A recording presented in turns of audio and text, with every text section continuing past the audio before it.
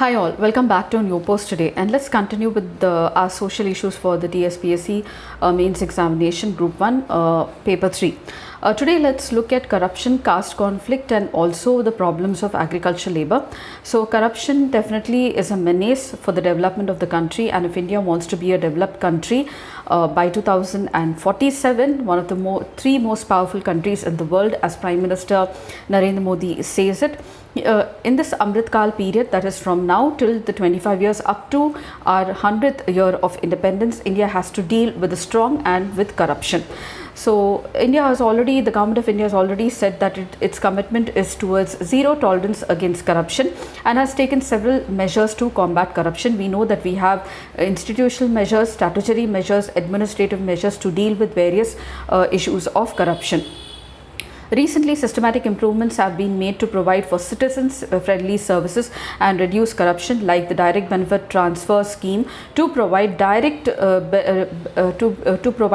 delivery of the benefits into the person who is eligible for the scheme. So, direct transfer of the benefits into the accounts of the beneficiary, implementation of e-tendering in the public procurement, e-government and simplification of the procedures and the systems. Government has also introduced something called as e-marketplace, government e-marketplace. Most of the procurement for the ministries and the departments is through this government e-marketplace.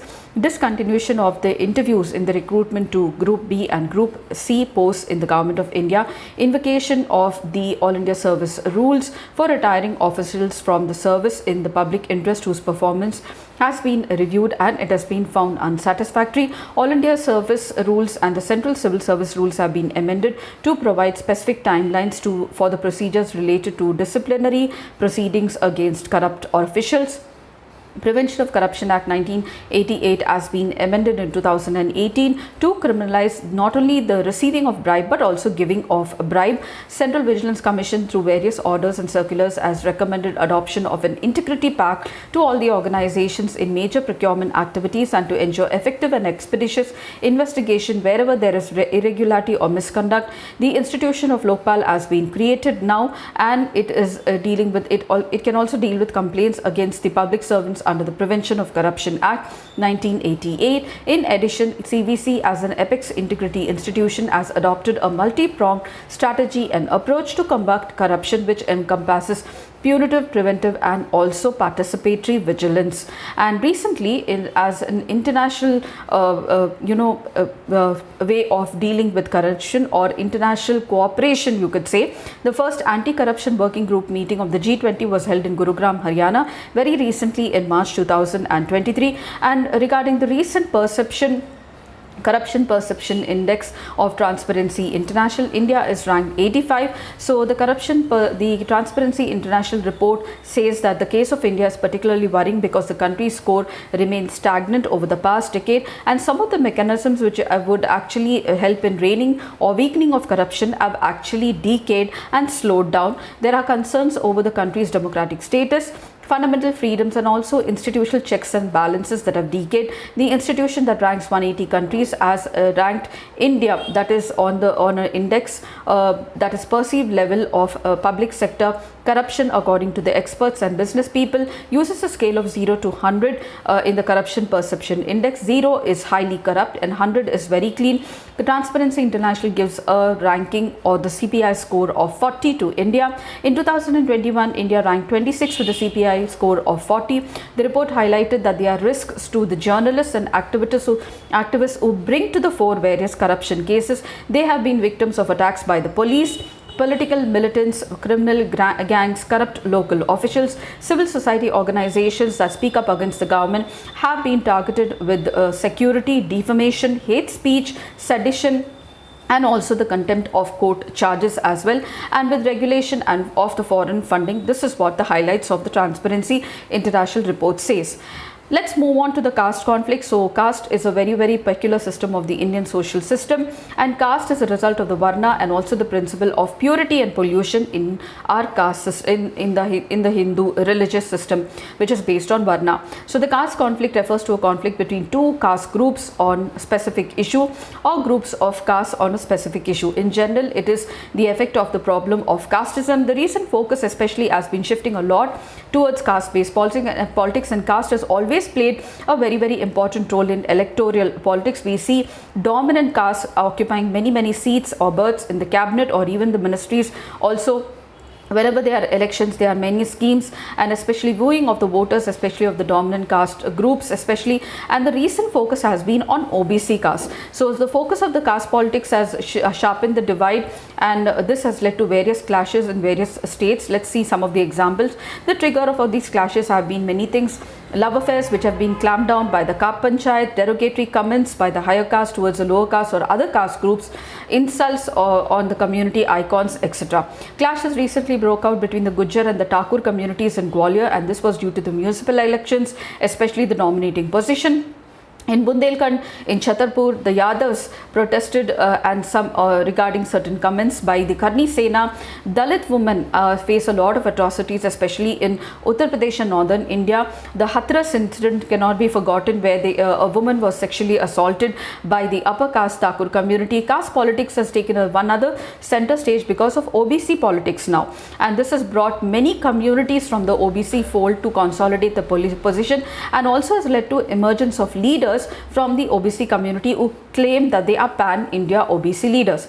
Social media especially has played a very large role in such conflicts. With a short span of time, inflammatory posts and spread on social media platforms, this has aggravated the situation. Hindutva caste coalition is gaining strength as of recent. The caste conflicts, this was there previously, but recently it has become more strong. The caste conflicts have further widened because of the cow protection now, and vigilance groups involving in lynching of the lower caste people on the basis of the what they say they have smuggled the cattle or even slaughtered the cow. So lynching on the base of on the basis of cow protection. There is simmering conflict between the Adivasis and the Lambadas of Telangana, which want to gain a major share of the government benefits, especially 85 families of the Munuru Kapu caste especially have been socially boycotted very recently from the Shapur village of Nizamabad, and this made headlines. So these are some of the issues and examples how we see caste conflicts persisting especially, and how it takes twists and turns because of various issues. So you definitely know what are the reasons for which castes are continuing, and how class has been one of the Sanskritization, westernization, and class also has been one of the ways in which the castes want to improve their position. OBC, especially reservations, have been making news with regard to this. Recently there was a Rohini committee that was formed for subcategorization of the OBCs, and there are many more things that are leading to various caste conflicts, also caste groups emerging as well. So let's go to the next most important issue, that is the problems of agriculture labor. Agriculture labor can be defined as labor who works in the agriculture and allied activities for the whole or part of the year in return for full-time or part-time work. Then the agriculture labor has no risk in cultivation and has no right to also lease or contract the land, but merely works on the other person's land for wages. Agriculturists, as economists Mishra and Puri have said, are all those persons who derive a major benefit of their income as payment for the work that they have performed on other person's land. For a major part of the year, they should work on other person's land on wages. Then they are classified as agriculture laborers, and they constitute a most important community in the rural structure of the society. Some of the problems that they face are they get low wages. Conditions of work put excessive burden on them, and the employment which is not regular, it is off season, only they get employment during the season. Their income is very low and employment is irregular. They possess no skill and training, and they have no alternative employment opportunities either. The agricultural laborers are mostly landless, and that is why they work on others' land, and they form a significant part of the rural society, mainly depend on wage employment, especially on the governments, that is the state and the center. Majority of them belong to the scheduled caste and which is scheduled tribes, this worsens the problem and are among the worst exploited section in the society. Their income has been very meager and resulted in poor conditions and also heavy indebtedness. Much worse is those who get casual agriculture labor, just exist, and they really do not live very dignified lives as well. Struggling for their daily life is one of the main characteristics of their daily working. They are not organized and therefore they cannot fight for their own rights. Because of all these reasons, their economic lot has failed to improve in the last few decades as well. So agriculture labor is classified into 4 categories. You have the landless laborers who are attached to the landlords, landless laborers who are personally independent but work exclusively for others, petty farmers, which tiny bits of land which devote most of the time working for others, farmers who have economic holdings but have more of their sons or dependents working for other prosperous farmers. Agricultural laborers can also be divided into landless agricultural laborers, very small cultivators whose main source of earnings is the small and sub-marginal holdings in wage employment. So most of the states, many of the states of India have dominant agriculture position. Some of them are Uttar Pradesh, West Bengal, Madhya Pradesh, Karnataka, Maharashtra, Punjab, Andhra Pradesh, Assam. Except for Karnataka, Punjab and Andhra Pradesh, other states are definitely backward. We can see that, and the common challenges faced by the agriculture sector is mostly, first of all, is small and fragmented land holdings, wasteland, manures, fertilizers and biocides which cannot be efforted by the agriculture laborers, shortage of quality seeds also. There is problem of irrigation efficiency, lack of mechanization because most of the land holdings in India is small and marginal. Soil erosion, soil degradation, agriculture marketing is a big issue. Plenty, the problem of plenty, growing the same crop again and again, or monocropping.